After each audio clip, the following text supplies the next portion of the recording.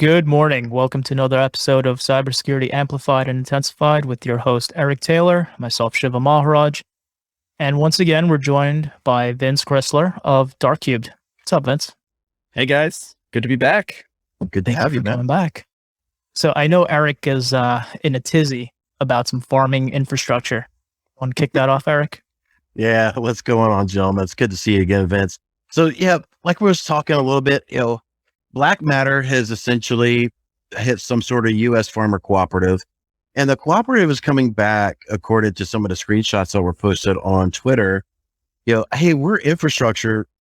You said on your website you're not going to hit infrastructure, so why are you hitting us? What give us our keys back. Help us out. We're not going to be able to pay you. CISA is going to ask for answers in about 12 hours, things of that nature. And it really seems like a big scapegoating type of tactic they're using. This is what I want to pose to the group to start this whole conversation off is, are businesses really taking the stance that, hey, we are under a certain class of industry, so ransomware folks are not going to come after us because, that's affecting the supply chain.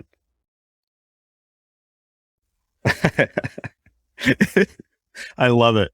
Like, you're a criminal and you're not going to attack me because you said you wouldn't, and I expect you to honor that. Like, is that really the state that we're in today? That's what it seems. Your defense is like, I'm off limits. I don't have to do any security. Yeah, because even most of them will say, if not all of them, not all of them, but most of them will say, if you're a hospital, we're not going to attack you. Right. So I think that leaves a guard down. It's like, oh, well, yes, we're insecure, but we don't have to worry about ransomware quite so much because 90% of them said they're just going to leave it the F alone as soon as they figure out we're a hospital. Yeah, but history has shown that that doesn't work, right? It's the same concept as, okay, an arson comes into your house, and as long as you have Jesus posted up on your wall, they're not going to burn down your house because they don't want to make Jesus upset. It's the same concept. There's a fucking arsonist. They're made to burn shit down.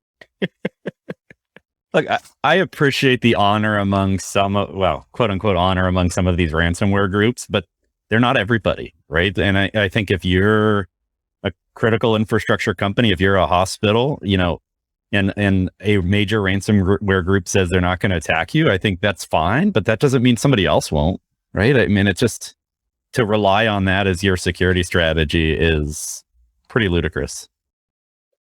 But that's endemic across all industries, right? Everyone thinks they're never going to get hit until they get hit.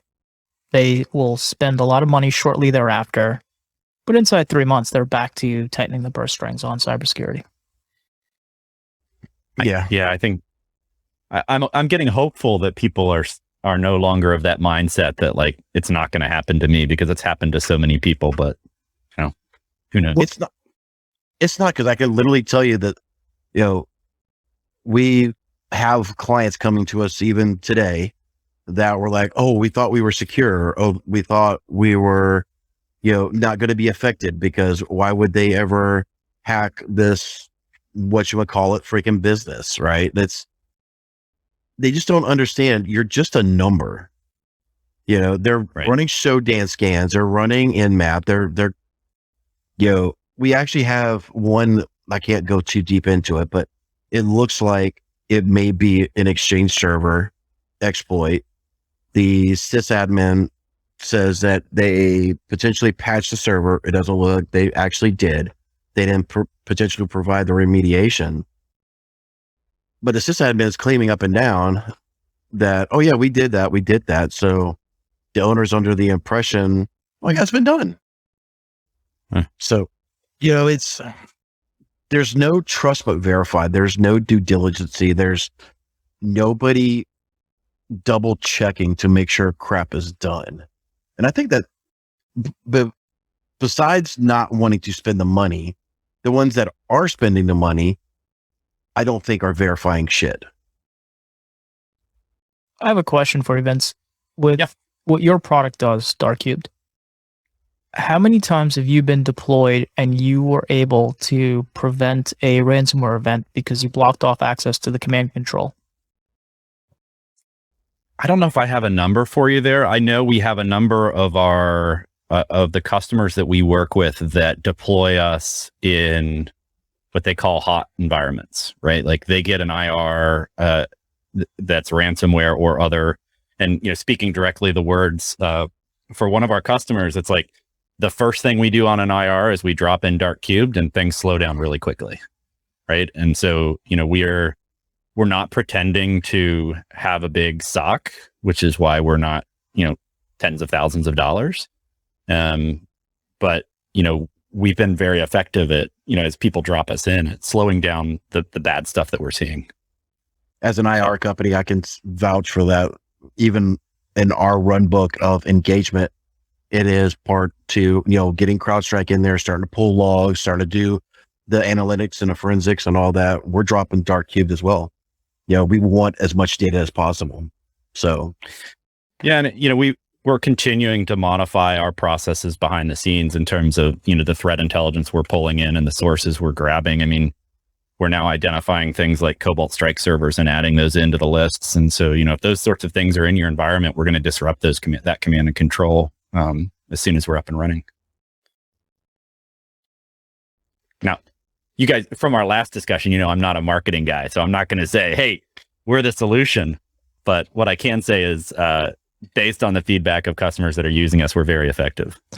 As long as you're not telling me you're built on AI, I'm good. I think AI, ML.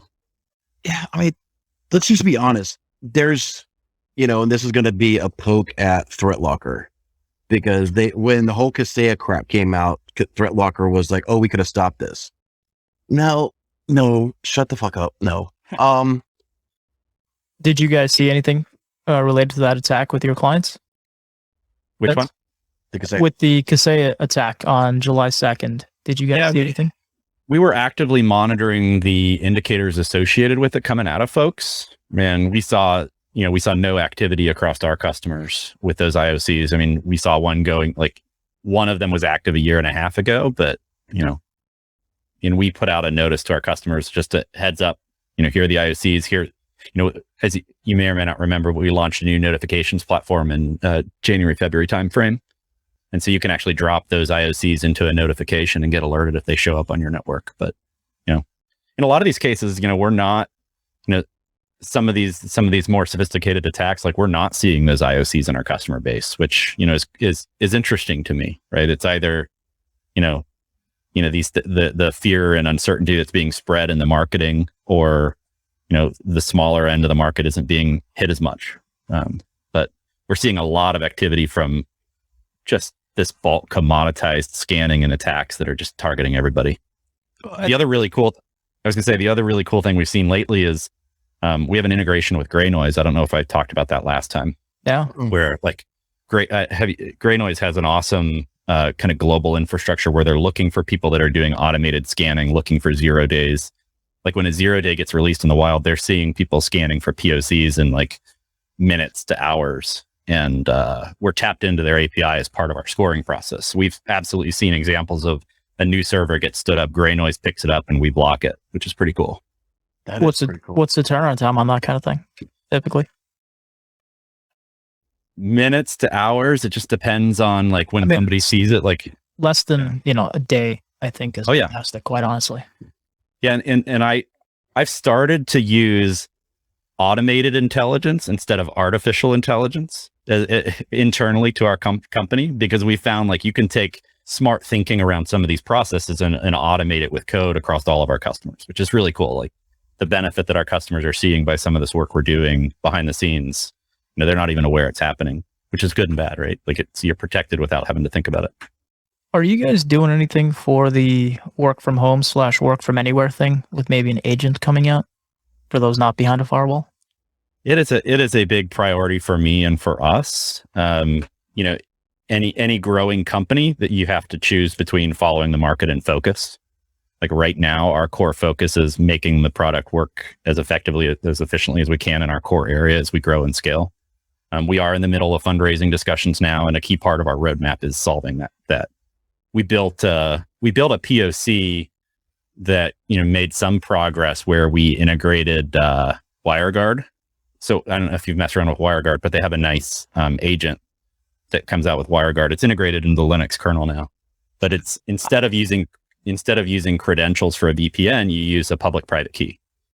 And so we built a capability early in COVID where we said, let me deploy a WireGuard agent on all the endpoints, and then have all that traffic route through a server in the cloud, and then deploy DNS protection and DarkCubed on top of that. And we had some good success there. The challenge just ends up being like that market is swamped, right? Like in terms of VPNs and protection and what's the right price point and how do you get the right scalability. So we had some success on that POC. It's just how do you scale that in the market is hard. Okay. So is DarkCube with an agent or possible agent deployment? Are you going to be essentially just pulling a bunch of Windows event logs, syslogs or sysmon and PowerShell logging for reporting back for a complete picture, or what's your end goal there? I think in the near term, and we're talking 12 to 18 months, it's strategic partnerships with people that already have endpoints, right? There are a lot of endpoints that are deployed out there that are already seeing network telemetry. So integrating with those endpoints to pull the telemetry and augment. So you may have endpoint X deployed on across your customers already. And now you can just kind of get a single pane of glass between your firewalls and your remote workers. Like that's the near term view. Like we're not going to get into the endpoint market. Like there are too many endpoint companies that are focused on security. We'd like to augment that. And what are the firewall brands you guys work with right now? Because I know you dropped Unify just by the nature of how they operate. Not that Unify is a firewall, at least to me.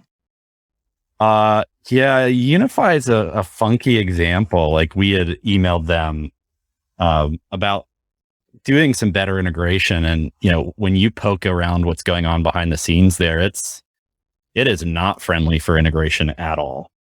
But it's just it's crazy what they've done at Unify, and there's no security. I don't know if it's no security, but there's little security.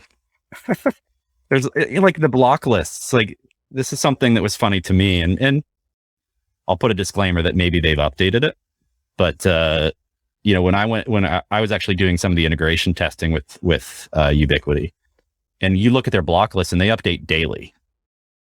So it's like you're subscribed to all these block lists, but it's only updating once a day, right? Not even every hour. So it's just bizarre. That's too little for me. I think for us, like the ones that are super fast and easy, you're talking like Meraki's, Sonic Walls, Palo Altos, FortiGates. Some of the more challenging ones, depending on the behind the scenes stuff, you're talking the Cisco ASA, with those ASAs being phased out. Sophos, there's some trickiness to get the blocking working.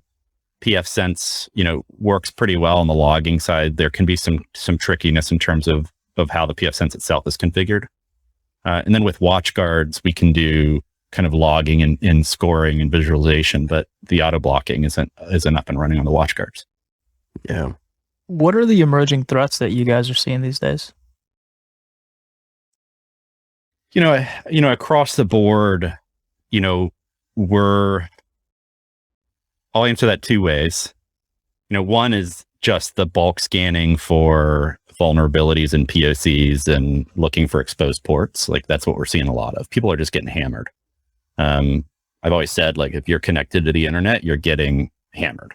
Like, I don't care if you're a dentist office in Hoboken with 2 employees. Like, if you have a public IP, you're getting hammered. And then, on the threat intelligence side, kind of, we're watching a whole assortment of stuff. We're watching forum spam lists, we're watching block lists, we're watching malware command and control lists. And, the way we think about these sources is not necessarily, I don't care if an IP shows up on a forum spam list or a malware command and control list. What I care about is like it's doing something bad, and how confident are we that it's doing something bad? And that confidence comes from how many different sources have told us, how much we trust those sources, and how recent it's been. Right. So if a bunch of sources say an IP is bad yesterday, we're pretty confident that's bad. I don't care what it's doing. I'm just going to block it. Right. And if one source said it was bad a month ago, I'm not very confident it's bad anymore. So, our whole mindset is like, how do you take this human analyst element out of it and stop focusing on exactly what the bad guys are doing and more what infrastructure are they using and how can you be as quick at making those decisions as possible so you can block it. Speaking of infrastructure, and this might trigger you, RXO. Sorry, not sorry. All these cloud SaaS applications out there, are they doing anything remotely like what? Let me phrase this properly. Take Salesforce, for example. They should be scanning, or they should be looking at the IPs coming in and out of their systems. Mm-hmm. I would say they probably have a security team and they're spending resources in the correct way to help them. But the smaller guys, like maybe the Datto RMMs, the Kaseya's, SaaS platforms, or Enable, or ThreatLocker, for instance, can these guys use your product on their systems? Because let's remember, the cloud is just somebody else's computer, right? So it's not like this ephemeral thing up in the sky.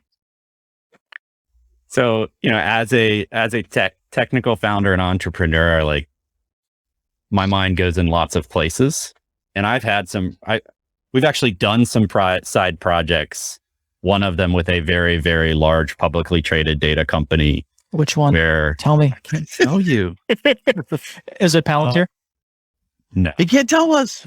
I don't know. He paused. It could be. No. Let's not try to get our buddy in trouble now. Come on. And the whole idea here was like, they have a massive API infrastructure and people are globally using that API infrastructure, and they're pretty confident that bad things are happening, but how do you do that at scale? Right. And like, and so we did some proof of concept around the ability to, look at that traffic, identify anomalous bad stuff using our scoring as a front end. And I think we're pretty effective. The challenge just becomes, how do you price and prioritize that amongst the other products? And, again, going back to like one of my, for anybody out there that's in the startup world or thinking of doing a startup, like one of the biggest challenges is focus, right? You've got to pick an area and focus and dominate that area. And the more widespread you get, the less effective you get. Mm-hmm. So I guarantee you, like if we shut down everything else we're doing and said we want to focus on like API security protection, like there's a product there for us. But it's like where do we focus our time and energy as a fast growing team here? So cool. Is it possible to start? Is there anything on the roadmap to start ingesting AWS logs or anything like that into your system? We can do that today. Awesome. With CloudTrail, CloudWatch. Yeah, we have a couple of companies we've worked with in terms of ingesting those logs, in processing them. Yeah, to be blunt, like I think, I don't know if it's 5 years or 10 years, I think this concept of a firewall goes away. Right. And so, for me, we are focused on this segment today. And it's an important segment, but we have to be focused on cloud and endpoint, right? Like that's where the world is heading. But is the firewall really going to go away when all these cloud solutions are still going to use some form of firewall or Azure front door? It depends on, if you're using like a load balancer in AWS, like what do you put in front of that load balancer? Like you're DarkCube. The idea of, yeah, but you kind of break the idea of a load balancer. And so like if you have, there does have to be the ability to monitor an instrument. And the biggest challenge today is like in AWS and these other infrastructures, to put that in place is expensive. Like they keep launching all these cool tools and talking about like, these are great, that's going to improve security, but you start pricing those things out and the cost goes way up. And I don't think that's something that, folks are prepared for in general. Is like, you move to the cloud, you start to get all this infrastructure up there. The cost to monitor it and store those logs is going to be higher than you think. Oh, 1,000%. I don't think that monitoring is, I don't think the pricing for monitoring has scaled enough for the SMB. I think if you're a Bank of America, you know you're going to spend $1 billion on cyber. Right. But, the company in the DIB that's doing 20, 30 million a year, they're not looking to spend $1 million on security, even though they should probably be spending 5. Did you know they can get it for free? Tell me more. The DIB company can get Darkcubed for free. Oh, that's right, because you guys have your thing with the Pentagon that you mentioned the last time, right? Yeah, there's a group within the Defense Cybercrime Center, DC3, called DICE. And they've funded a program called DICE 3 for Darkcubed, where they're giving away Darkcubed for free to these DIB companies. And that's been a fantastic piece of work for us, where, we're not only are we doing what we're doing in the commercial world, we have a standalone environment for them in AWS GovCloud, and the government's giving us their secret sauce indicators to protect those DIB companies. So we've taken that business process from the government giving them a CSV file, of which most people had no clue what to do with, to being automatically protected by having those incorporated in Darkcube. So that's been a lot of fun. And it's part of like one of those key missions I set out to solve when I started this company. So it's very gratifying to be doing that work. That's pretty cool. Now, do you remember you talking about that last time? What was on this, on your last meeting with us? The one thing I want to see if we can try to pivot to, because we're always talking about security, and, let's just leave CMMC and a dumpster fire that shit is out of the equation. But before you go on, I will say that our last call with Vince taught me that compliance is an absolute waste of time in its current incarnation, and just go towards security and leave the compliance regimes to themselves. So for the most part, yeah. So when a company is new, or a company wants to start looking at cybersecurity from a whole, just taking some compliancy out of the whole mixture, what would either Vince as a person or Darkcube say is the top 3 things that folks need to be looking at? And then if we start folding back in compliancy, where does those 3 things line up in a compliancy standpoint? Well, I guess the way I always talk about this is, I think the punchline at the end of the joke for cybersecurity for all of us geeks is it's risk management. It's just boring old risk management. It's like, what are the threats and vulnerabilities and consequences, and what resources do you have to solve them? So in terms of like, what are the couple of things you do? Like the first question is, how many resources do you have, right? Do you have $1? Do you have $100? Do you have $1,000? And then how do you prioritize that against kind of the threat and vulnerability and consequence infrastructure you have? And the first couple of things are really simple, like 2-factor. Like you got to have 2-factor in place because users are dumb and are going to give people their password, right? Second is, you can't have users be admins on their machines, right? Like it makes it really simple to install malware if the user's an admin, right? And if you don't have any visibility into that machine, nothing else matters, right? And then the final point is, and this is, a little self-serving, but I believe it in my heart of hearts is, you need to have some sort of ability to know when something bad is happening. And that's where kind of instrumenting your firewall with something like Darkcube to say, hey, I've seen 0 threats for the last 2 months, and all of a sudden I see 1,000 bad things on this network. Something has changed, right? It's like a smoke detector. Something bad's going on. And exactly. That goes one of the key points. So one of the things I always talk about is lag aggregation, and being able to go through those logs, being able to say, I'm looking at my firewall logs, I'm looking at my Windows Sysmon PowerShell logs, and I'm looking at my cloud logs, and being able to parse all that information together and being able to say what the hell is going on. And we just find that so many people are not doing that, or don't have the ability to. They just think 1 or 2 people in an internal team, or, an MSP of under 5 is able to get these type of things accomplished, and they're not. Yeah. Well, saying it respectfully, like you and I are geeks that enjoy that and can do that. And most people, like, you tell them to go through those logs and look for something that matters. And it's like, they might as well be like reading the Sanskrit, right? Like, like, I don't know what it means. Right. And so, for me, like, I like to simplify it and just say, like, how do you know when to pick up the bat phone and call for help? Right. Like, what's the indicator that something bad is going on? And it really is as simple as like that smoke detector analogy. Like, it drives me insane, like on the Microsoft side, like how many Office 365 instances have been nailed by a phishing attack, and you go in for IR and see like 50 IPs from Nigeria. Right? Yes. And like, how is that possible? Like it's so freaking obvious that something bad is happening there, but nobody raised the flag until something bad happened. Is DarkCube doing anything to parse the logs, the 365 logs for IPs? Not yet. That's coming up soon. Okay. I'd be interested in that because I've gone through most of the managed SOCs in channel, and they're all not for me, as nicely as I can put it.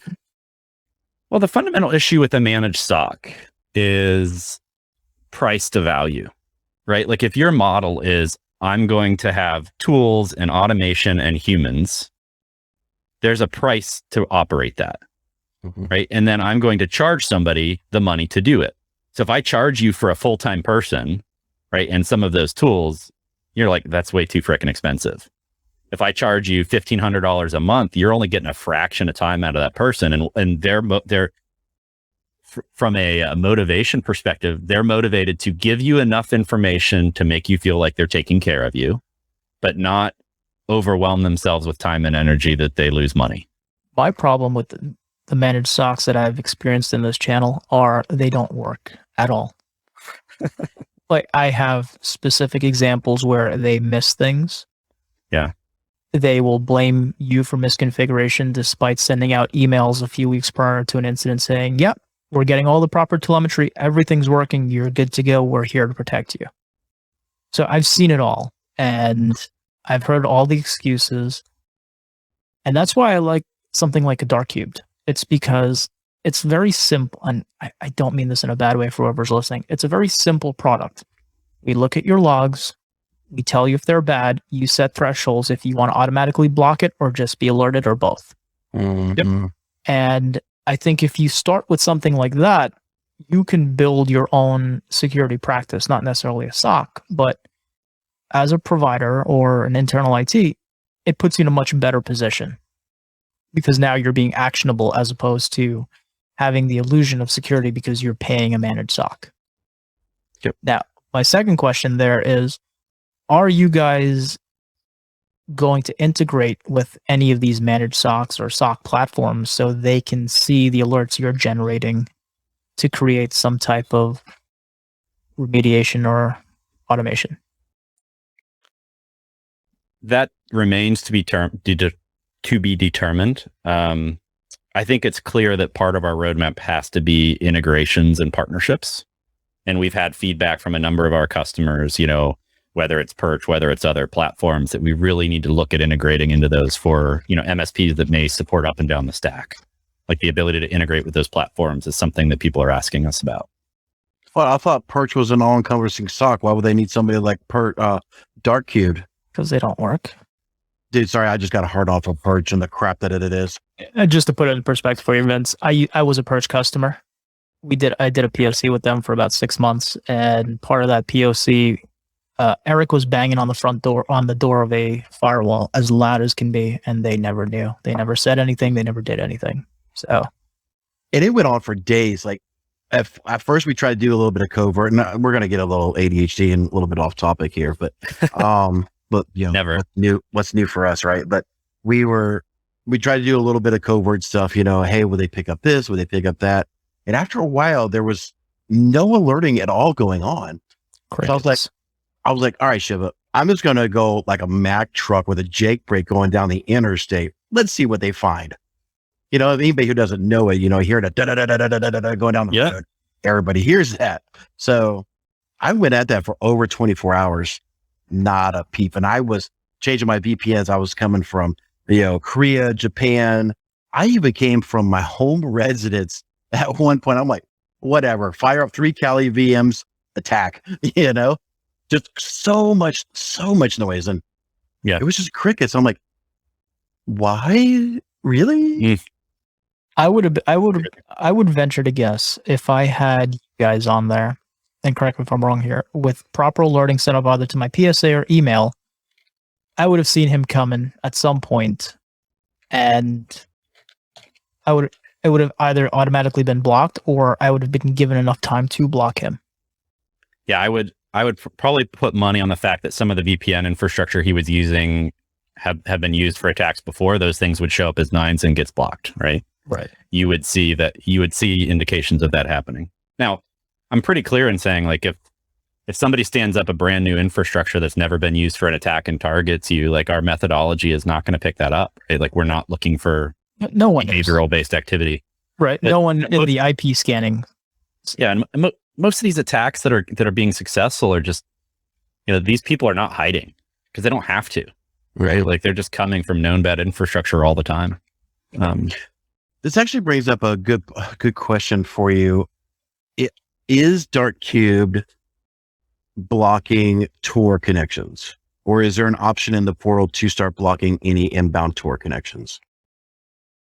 It's another feature request we've had. We are using that as a source of data and flagging those.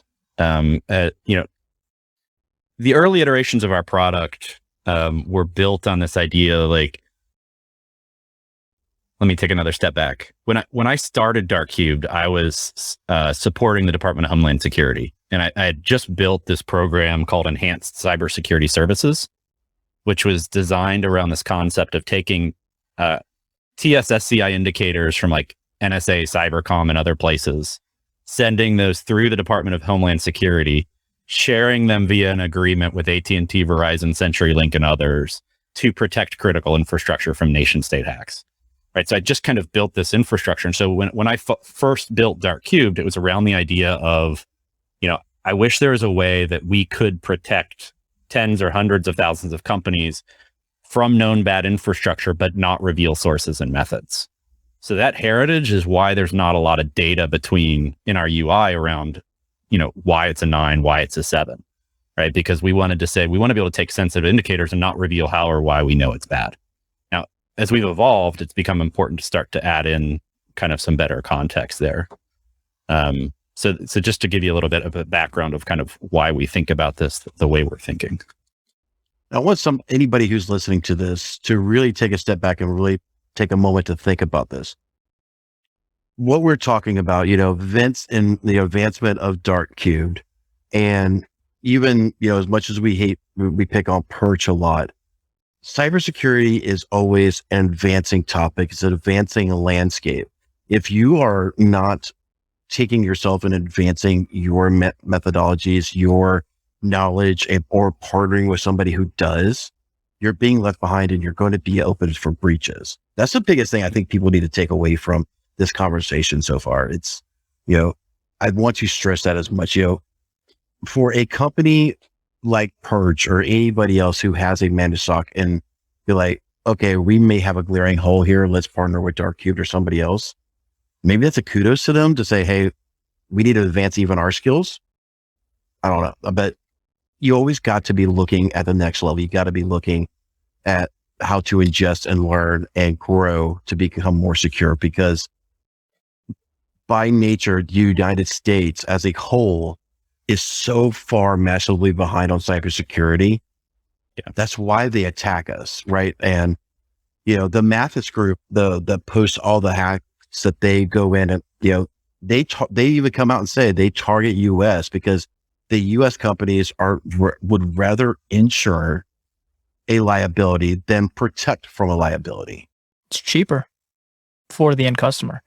But going back to what Vince mentioned about DarkCube, I like the fact that your sources are anonymized, because once you start talking about, to a degree, TTPs and how you get that intel, these guys will adapt and change. So the tighter lid you can keep on that stuff means that you are going to be a far more effective product for me and my clients for a longer period of time. And that's what I don't like about a lot of vendors out there. They like to give you their day by day, play by play. And I always thought that compliance was a really neat way for hackers to put together targeting packages against industries and companies, because it's all laid out there. That's the bare, from a company standpoint, compliancy is the bare minimum they have to do to not get fined. So typically their security is going to be the bare minimum required. And that's ideal targeting, in my opinion. Yeah. And it's, hackers are smart. They're in this to make money. They're in this, like, I think in a lot of ways, they have a much easier job than the defenders, right? Like, how hard is it to go buy CrowdStrike and Cylance and Huntress and all these other tools and instrument a bunch of VMs with those tools and run your exploit packages by it, right? Like, this is happening. And so this is part of this better mousetrap world of like, are you trying to detect the behaviors or signatures? Or are you just saying like, whatever infrastructure they're using, we're going to block as quickly as possible and make it more expensive and harder on them to do it, right? And I think that's, it's a key part of our philosophy here is like, if we can make it harder and more expensive for them to have to keep spinning up and changing infrastructure, we're going to slow them down a little bit. We're going to, raise the floor on what it takes to be successful. And then I think we going back to like some of those basic things you'd implement, if we're able to kind of detect some of these phishing sites, if we're able to detect some of these command and control sites, it makes some of your basic controls more efficient and gives you more time to focus on some of these other capabilities. Where do you see DarkCubed in 2 years? In 2 years, I think we will be fully embraced, kind of a partnership integration model where, different endpoint agents will have DarkCubed integrated in, right? So, I think about, name your endpoint and you're doing, kind of detecting malicious events, responding to them, kind of an IR perspective, but then you also need to have the higher level view of what's coming in and out of your network, where your data is going, right? And so we're going to complement that. And to me, like, I think if you're a company with a big budget and a team of analysts, go for a SIM tool. Like, that's great. Like, have fun. Most of the market doesn't need it. What people are trying to use SIM tools for is to get visibility that things are changing and things are going on in their environment. Like, we want to be that product where you don't have to have analysts to be more secure. We can rely on automation. We can rely on the technology that exists to make people more secure. Where does DarkCube see themselves in the hierarchy of compliancy as a whole? And does DarkCube really see themselves being a part of the CMC auditing process coming forward, or working with auditors to help make sure they're doing any sort of compliancy? Absolutely. Most compliance framework have some element of network monitoring, threat intelligence integration, threat sharing, and those are some of the boxes that we tick, and we do it in a way that, frankly, is more affordable than anything else in the market, right? And so when you're thinking about the N number of things you have to do to be compliant, whether it's, whether you're, in Australia and you're thinking about things like ISO and some of these other emerging government frameworks, or you're here in the US and you're looking at CMMC, like, you got to check the box on the network monitoring piece. You got to check the box on the detection piece. You got to check the box on, are you actually consuming threat intelligence to protect those networks? And, we absolutely help check that box as part of a more comprehensive approach. I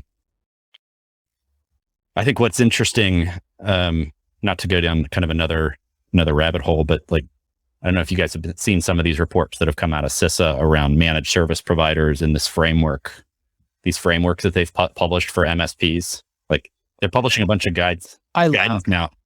I laugh at it. It's all bullshit. I mean, yeah, it is. God, sorry. And then I think when you look at this guidance, like, it's like, multiple pages of detailed guidance around how a business should pick an MSP. Like, I don't think a single business is going to read it, but I think the smart MSPs out there are going to say, we're paying attention to some of these compliance frameworks. We're making sure that we have a security stack that kind of covers the bases on these things. And in my proposal, I'm gonna attach this risk considerations for managed service provider customers. This guy, I'm gonna attach that to my proposal and say, hey, ask anybody else you're getting a proposal from if they're doing these things. Like, it becomes a great way to kind of go. I like that. I'm gonna copy that from today. But my problem, this may have just raised the tide. my problem with, and it's not really a problem with CISA and what they're putting out. It's the fact that they have to put out that single factor authorization, authentication is bad. Like, as an IT provider, you should know this. You don't need a government institution to come tell you not using MFA is bad. Yeah. Right? Like, that's where I have an issue with the standard of people in my industry. Not necessarily the vendors. But if I recall correctly, you built a lot of the early systems and processes over at Homeland. Is that? It's a very large team. There are lots of people. We'll give you all the credit because we don't know anybody else, so they don't count. Don't worry about it. I was in the room helping those folks think through those strategies. I actually, one of my projects back in 2012, 2013 timeframe was to write the 5-year technical vision for the Einstein program. And that was such a cool project. You got to interview a bunch of people about where technology was going, what the government should be doing around intrusion detection, intrusion prevention. Everything. I'm not sure it ever went anywhere, but it was a really cool project. Oh, it's government. Of course it did. It's not just a spending exercise. Of course it went somewhere. But the reason I think, when you're with the CISA guys and the Homeland Security folks, you've got a multi-billion-dollar budget in this cybersecurity program, right? And what that means in the federal government is you're a high priority program for Congress. And when Congress is looking down your shorts to make sure you're doing the right things, you're not going to be taking a lot of risks. And so part of it is this fundamental issue we have in government where, if you don't take risks, you're safer and more secure than if you do. And when you have large complex systems, it's hard to turn that ship. But don't you think we should be taking more risks in trying to defend? I do. But it's hard to how do you balance that with a large program where don't balance it. Turn that tanker on a dime and go after them hard. I mean, if I was in charge, and I probably wouldn't be in charge for long, but you'd make an impact. There's that making a boom. There are a lot of commercial companies doing a lot of interesting stuff. I'd spend money on 10 endpoint providers and make them compete in the real world, and fail fast, right? That's what you can't do in government today is fail fast. You can't. That's what you should be able to do, though. You should be able to. That's how you innovate, and that's how you, correct, you get better. But the reason I ask about Homeland is because recently they came out and said they wanted to create a new compliance regime in line, basically a civilian version of CMMC. Yep. Which I am pro, because I like the CMMC level of having various levels. Personally, I think government and private sector should have that one compliancy, various levels to identify maturity, and that's it. And then call it a day. What are your thoughts on that? I think if you're relying on a compliance security regime that is based on attestation, you're screwed. Right? Because people will look at 800-171 and say, I'm not doing any of this, but I could say I'm doing these things based on some other stuff I have. So I'm going to attest, and there's no fallout.